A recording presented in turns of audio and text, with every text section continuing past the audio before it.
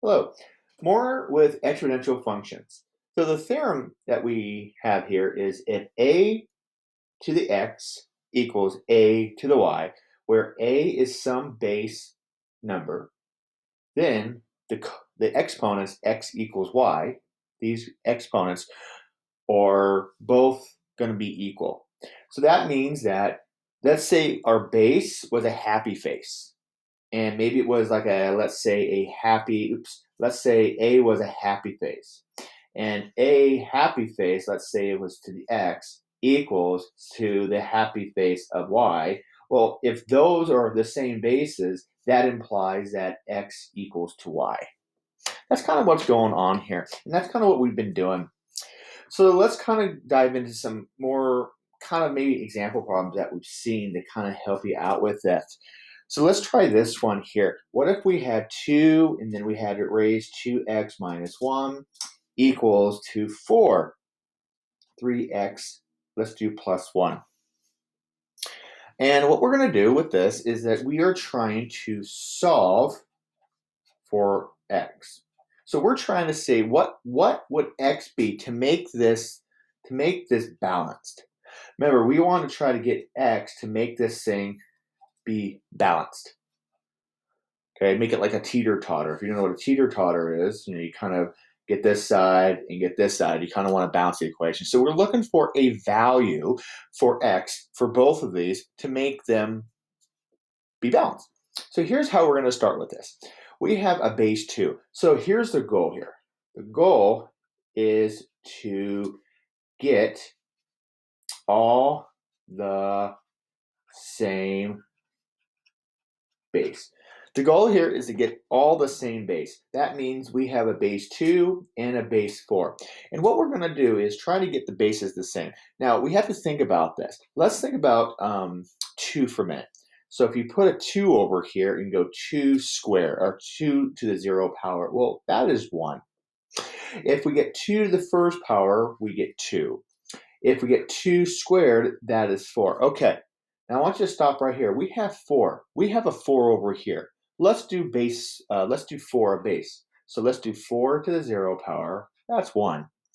If we got 4 to the first power, that's 4. If we get 4 squared, we have 16. Now, you think about this. Do you see how these two right here are kind of not really giving us the same thing here? So, for example, the 4 gives us these values here.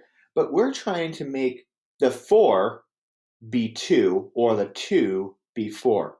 And what that's trying to do is that we're trying to make these equal. So let's go ahead and take the 4, and because we know that 4 is just 2 squared. And what that means is that we're trying to get these to be the same. So since we can get the 4 to look like 2, we can try to get the 2 to look like a 4, or vice versa. But we can only do that. So 4 is 2 squared. But we need a 2 for our common bases. So that's what we're going to use. We're going to always kind of use the lowest base. Most of the time, it's the lowest base. So here what we're going to do. We're going to leave this side alone. We're going to leave this side alone. We're not going to touch that side. But we are going to take this side here. And we're going to say, okay, that's 4, but 4 is 2 squared. So what I'm going to do is put a little parentheses, because that's the change we're going to do. I'm still going to use the same exponent. So the same exponent here, or exponent, that goes there still. But I'm going to change one thing. And here's what we're going to do. We're going to take this value here, and we're going to go 2 squared, because 2 squared is 4. So we're going to do like a little substitution or replacement, if you want to think of it that way. Now, since we have, look at this, we have the same bases, and that's going back to our theorem up here. It says if the bases are the same, our exponents can equal. That's what we're doing right here. So we're going to say, okay, well, since the bases are the same, we're going to just take this one, and we're just going to rewrite it. We haven't really did anything with that one yet. But look on this side. Back to the property of exponents. Remember when we had a to the m all raised to the n back when we did exponents? that tells us that you're going to take these and you're going to multiply them. So that's going to be AM times N. So we're going to multiply. That's the rule of exponents. So I'm hoping that you look at those exponent rules again. Well, that's what we're going to do here. We're going to take all this and we're going to multiply that. So we'll do a little distributive property. So you're going to have 2 to the 6x plus 2. Use the distributive property. So we're going to use that distributive property there. Distributive. Well, look what we have here. We have the same bases. So back to our rule up here. If you have the same bases, go ahead and equal the exponents. So here we go. We have the same bases. We're going to take this and equal to that. So you're going to go 2x minus 1 equals 6x plus 2. And now this is pretty much just a simple solving an equation. And I'm going to kind of do this kind of fast because this should be pretty much review. But let's go ahead and subtract 2 to both sides. So that's going to be 3 equals, subtract the 2, that's going to be 4. Subtract to be 4x. Just making sure I do my work there. Divide. So x should equal negative 3 over 4. That's what you should get as an answer. Now, if you're not convinced that this is your answer, so this is your answer. If you're not convinced, take this value and plug it back up here. Plug it back up to this one and see if they are balanced. Take this answer, negative 3 over 4, and plug that in here and plug it in here and see if they are balanced. Hopefully that made a little bit more sense with these. But like I said, you have to do a couple more. So let's do that. Let's do a couple more. Let's try this one. So what if we had 25, we had x plus 3 equals 1 over 125. So 25 x to the x plus 3 equals over 1 over 125. Now, think about this. We got to look at 25 and 125. So according to the rule of exponents, so remember the rule of exponents says if I had a to the power of negative 1, and I want to always make it positive, that's going to be 1 over that, okay? Well, let's try it with this one because we're trying to get the same bases here. So let's do this. So why don't we go ahead and rewrite this, flip this over, so that's going to be 125 negative 1. Now I'm thinking about the bases. I have 25 and 125. I have to think about this. On a piece of scratch paper, you might go ahead and write some numbers here. 25 to the 0 power is 1. 25 to the first power is 25. 25 squared is actually 625. Whoa, that right there, you cannot make 125. So we can't use 25 as a base. And there's no way we're going to use 125. So let's think of something smaller. Why don't we take this one and let's take this one and maybe do something with 5. What about 5? What about 5 squared? What about 5 to the third power? Why do you think I use 5? 5 is this 1, 5 to that is 5, 5 squared is 25, 5 to the 30 is 125. That's the reason I use 5, because I can make both of these bases a base of 5. Or both of these bases a base of 5. All right? So that's what I'm going to do. So I'm making them both 5 squared because 5 squared is 25 and 5 to the 30 is 125. Now, the reason I put these in parentheses, I want you to see this. You're replacing 25 with that, but the exponent is going to come with it. The exponent is going to come with this one. Don't forget the exponent. That's why I would think about putting parentheses to where you replace the value. Now go ahead and do kind of what we did back then when we did this part right here where we multiplied exponents when you have a raised. So that's what we're going to do here. We're going to go ahead and take this. We're going to multiply these two. So we're going to go 5. We're going to go 2x plus 6. Make sure you distribute that correctly. This is going to be, what, 5 to the negative 3? Now you have the same bases. Again, going back to that one rule, it says if the bases are the same, you can go ahead and equal the exponents. So go ahead and equal the exponents. So you can have 2x plus 6 equals negative 3. This is just solving for x again. Subtract the 6 to both sides. You have 2x equals negative 9. X is negative 9 over 2.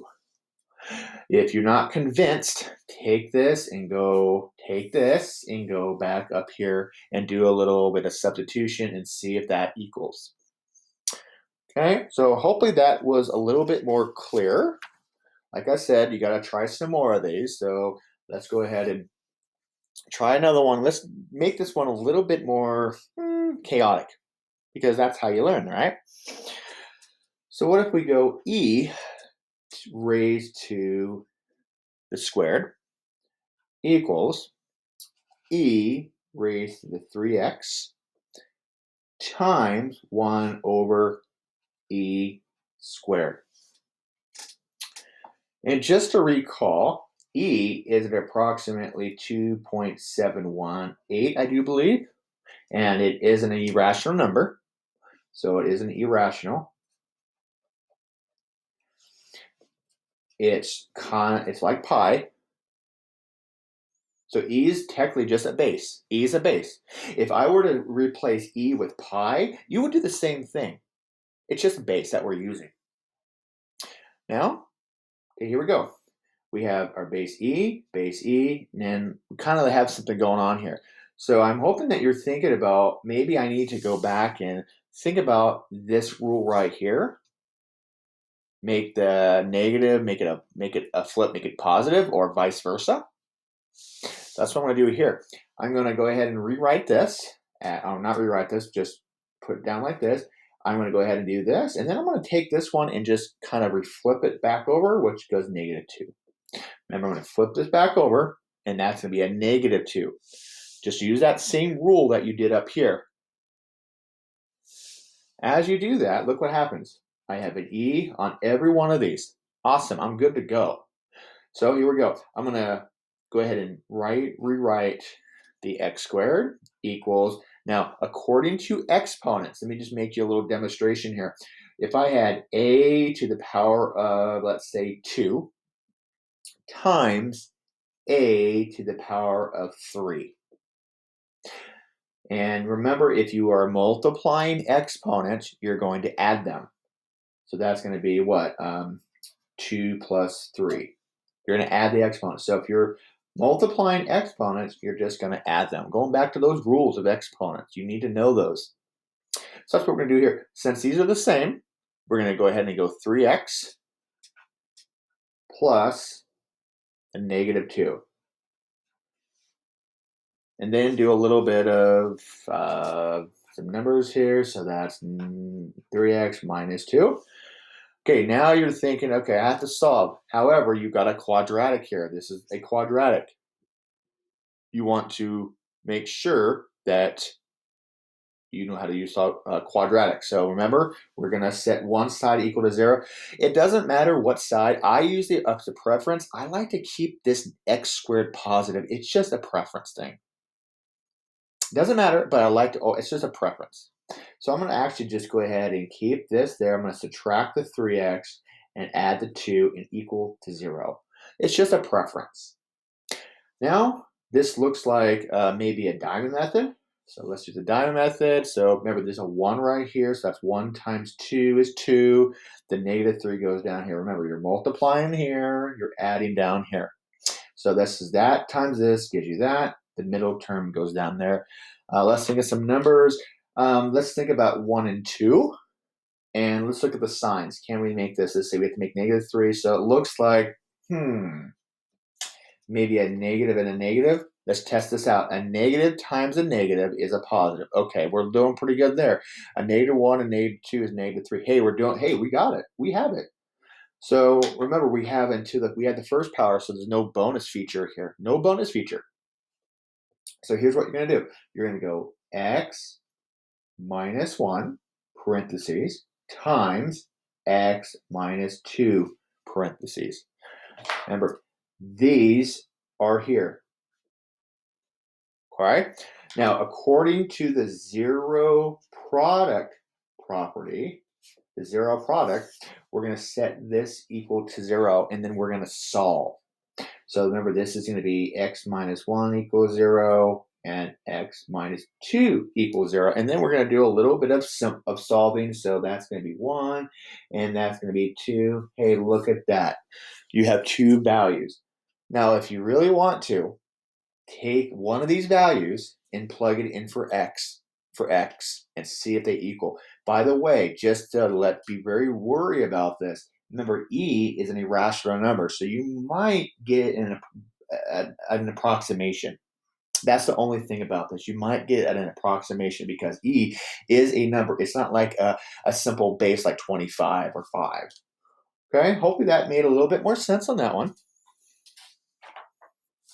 Let's do it. Maybe let's do one more, kind of balancing out here. So let's try something with a little bit of a kick. Let's try something like this. Maybe we had 3x to the 2x times 27 to the, let's say, third, times 3 to the 2x equals 3 to the 9. It's just a made-up question, but it really reinforces those exponents and the bases. So here we go. We're looking at this. We have multiplication. We have 3. Looks like we have bases here of 3. Well, that's good. But let's look at 27 because that's the odd one out. So let's think of like a little list over here. 3 to the 0 power is 1. 3 to the first power is 3. Okay, we have 3. That's looking good. Let's see how it goes. 3 squared is 9. 3 to the third power is 27. Hey, there we go. So we're going to change the 27 to 3 to the third power. So be very careful how you're going to do this. You're still going to write down this one times. We're going to put a little parenthesis because remember, you're changing that one. Just kind of be very careful here. Don't go too fast. So we're going to change that into 3 to the third power. Well, looks like we have all 3s. We're doing pretty good. Okay, now let's do some combining. So remember, let's do this first, if you don't mind. Let's go ahead and put the 2x here, and let's go ahead and multiply. Remember, that's multiplication. That's 3 times 3, which is plus 9, plus 2x equals 9. It's just a simple solving. So that's going to be what? 4x. I'm going to go ahead and take that 9 over there. That makes 0. And x equals to 0. Okay, hopefully that made a little bit more sense. What you might want to do is take this 0. We can almost, you know what, let's do a quick test. Because these are easy numbers. Let's just make a quick test. What if you're not convinced? So what if we want to test 0, x equals 0? So let's put that in there. So 2 times 0 is 0, so that's 3 to the 0 power. Times, well, 2 to the third power, we can't, or 27 to the third power, we can't really get away with that. Boo. Times, that's going to be 3 to the 0 power, because that's pretty much the same thing. Well, look at this, equals 3 to the 9th. So remember, we're trying to make this test out. We know what 3 to the 0 is, 1. We know what 27, I do not know what that is. That's 27 to the third power. That is 1. And this is 3 to the 9th power. Now, believe it or not, if you do this math correctly, if you think about this, 27 to the third power does equal 3 to the 9th. I checked it out. Make sure you check it out. It does work. So anyway, hopefully that made a little bit more sense on that one. What I want to do for a little bit is talk about the graphs of these. Let's talk about the graphs. So let's talk about the graphs. So remember, the function is that we have a base to the x power. Now, if a is greater than 1, this is where we call an exponential function. This is going to be an exponential function. So put some values here. Remember, this is your x, this is your f of x. Okay, this is an exponential function, or exponential growth if you really want to think about it. It's a growth. Now, if you think about it, it's always going to hit there. So this is always going to happen. This is called your y-intercept. And your y-intercept is always going to be 0, 1. Always. But let's think about the graph here. If we do a little table of values, the graph can it's going to come very, very, very close to the x-axis, and then it's going to kind of go like this and then take off. And you're going to say, okay, if you want to, the limit as x approaches, so x this way, as you plug in any value for x, any negative value, so we're going to say x to negative infinity, to negative infinity. So you're just going so much down there. Of your function, well, our function a to the x, that is actually going to get to not infinity, it's actually going to get to 0. Now, a proof can come into that. A proof can come into that soon, but just kind of with this, it's going to keep on getting there and getting there and getting there, very, very, very small, very, very small, and it's really never going to get there, but we're going to call it 0. Okay, in a later class, we will try to assess that, improve it a little bit. If you put that into your calculator and make this really big, so if you want to put this in your calculator and make, I don't know, let's make it a base 2 and put in like a negative a million. If you want to make it a base 2 and put in a million, your calculator is actually going to give you a 0 because the calculator really can't. I mean, it can. It has limited operating ability. All right. Let's look at the next graph of this, or what we call the kind of like maybe the inverse of this, or say the reflection of it. And that's going to where we have 0 is between a less than 1.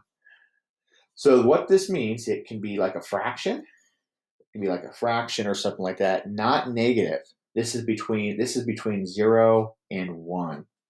0 and 1. But it can't be 0 and it can't be 1. That's what these inequalities mean. I mean, it can't be 1 and it can't be 0. It can get very close to 0 or close to 1. So here we go. I put a little graph here and put some numbers here. All right, so here's your x, here's your f of x. Now, it's still going to intersect right here. It's still going to intersect. Here's your y-intercept at 0, 1. It's still there. But the graph is actually going to be like a fraction. And it's going to kind of come down very steep, very steep, very steep. And then all of a sudden, it's going to kind of lay out a little bit and lay out, kind of almost to there. So you can kind of say as the limit as x approaches positive infinity of a sub x, you're going to actually get 0 as well. It might never get there, but at least we can kind of say, okay, it's approaching 0 if you want, or it's approaching infinity as we are getting taller, but it's going to maybe approach the x-axis. Okay, so what I want to do for this one is give you 2 examples and give you a few per the formulas. All right, so here we go. If you had to graph, let's say y equals, let's say 4x, and y equals, let's say 10x. Can you tell the difference in their graphs? Can you tell the difference between these two? Now, if you want to, you can do a t-table and go x, comma y, or xy, and then just kind of plug in some numbers. Let's say you want to plug in -1, maybe 0, 1, 2, 3, and see what happens. You're going to see that if you kept on plugging some values in for x, for both of these, you're going to have the first graph look like this. They're both going to, by the way, if you plug in 0, they should both be 1. This is the common, remember, this is the common thing. That's the common thing we saw here. You plug in 0, you should get 1, always. This is an always. Always. So we're always going to have 0, 1. And that's what that is. I can count on for that. But if I put in a 1 for, let's say, for the x, that's going to be 4 to the first power, which is 4. If I plug in that for 10, that's going to be 10 to the 1 power. That's going to be 10. So at 1, we have a 4. At 1, we have a 10. Way up there. So I can kind of tell you right now, this is what's going to happen. They're both going to intersect here. So let's call this the blue. So this is going to kind of come down here, and then all of a sudden just go woof, way up here. Okay? This one, I'm going to call the red.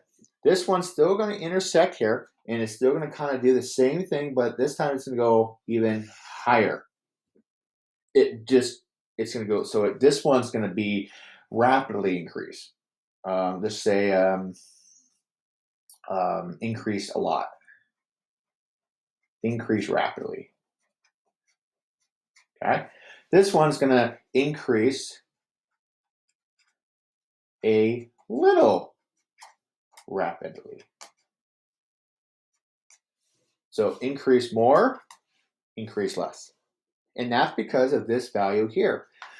So the bottom line of this, if A is, let's say A is bigger or A is big, then increase a lot.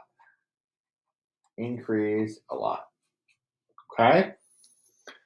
So you can kind of say that this one's bigger than this one. So obviously we know that 10 is greater than 4. We know that 10 is greater than 4. That's where you get the rapid increase. All right, let's do maybe one more example of this. So let's do what we had graph. Let's say 1 over 2x. And let's do maybe 1 over, let's say, 4x. So these are going to be a little bit different. So if you make a little t-table, x, y, and you put 0 in, remember, you're still going to get 1. But here's what the graphs are going to look like. Going back to this one, when A was between 0 and 1, when A was between 0 and 1, when A is between 0 and 1, you have that decrease. So we still have the 0. We still have the 0, 1. But this time, let's call this one, that one. This is going to kind of come down here a little bit more smoother, and go like this. A little bit more smoother. But the other one is going to climb just a little bit more and kind of go like that again. Okay? If you want to play around with that a little bit, just kind of remember that if they're a fraction, it means it's going to decrease.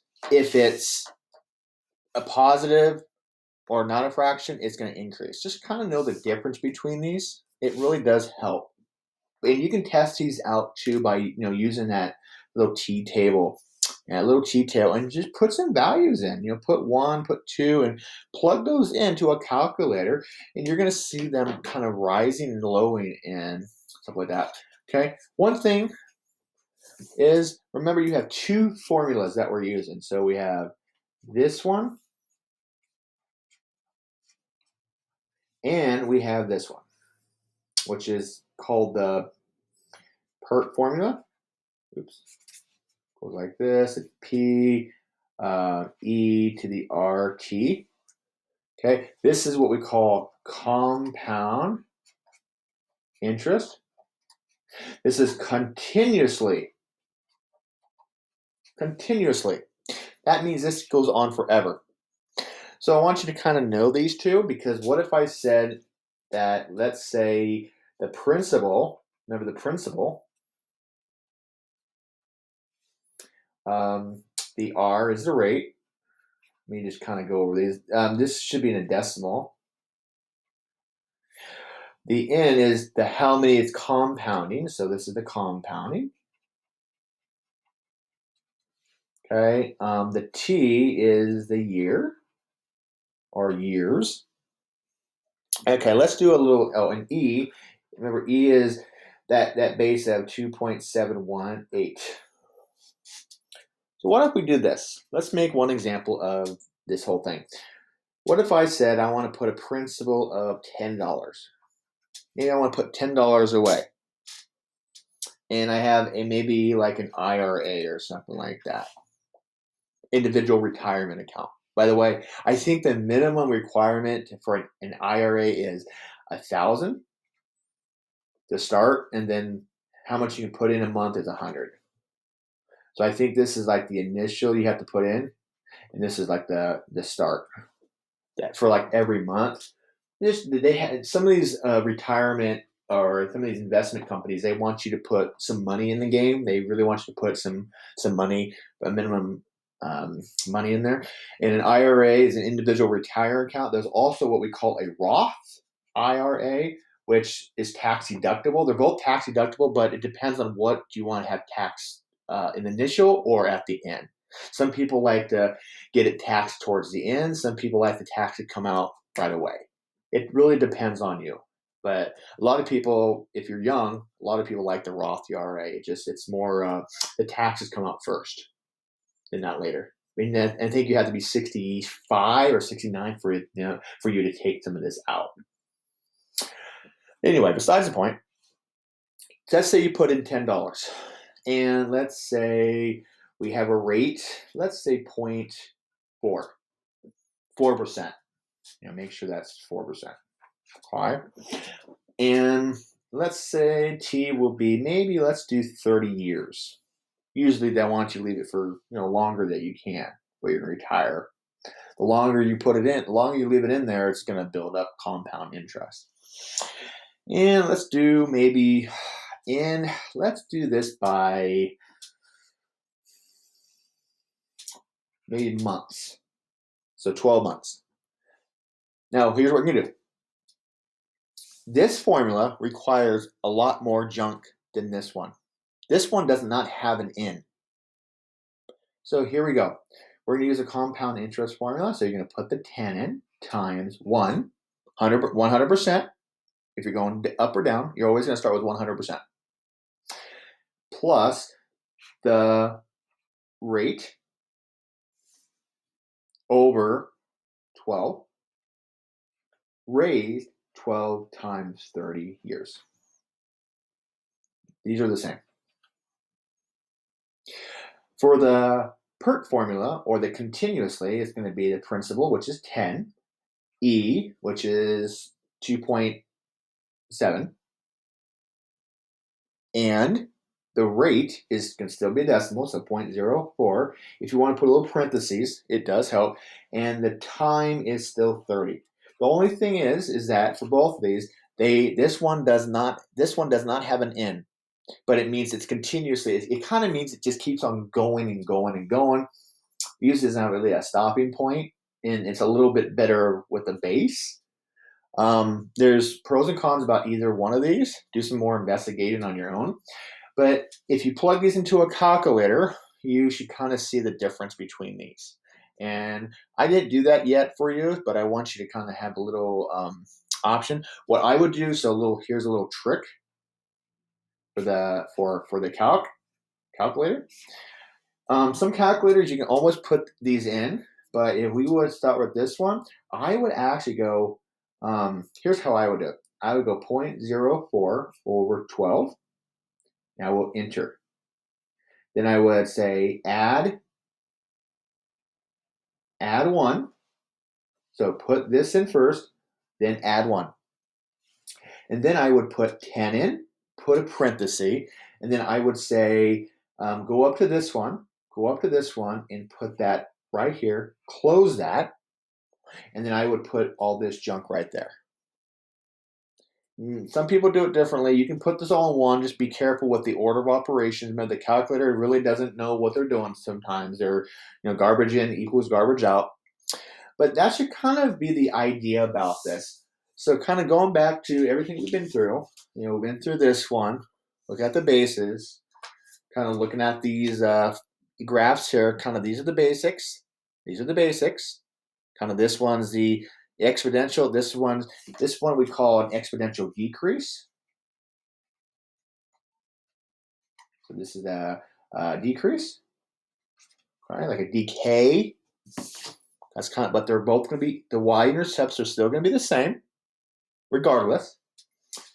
And then we did a little bit of base changes, and then did some more of the exponential, and we kind of went back to this theorem.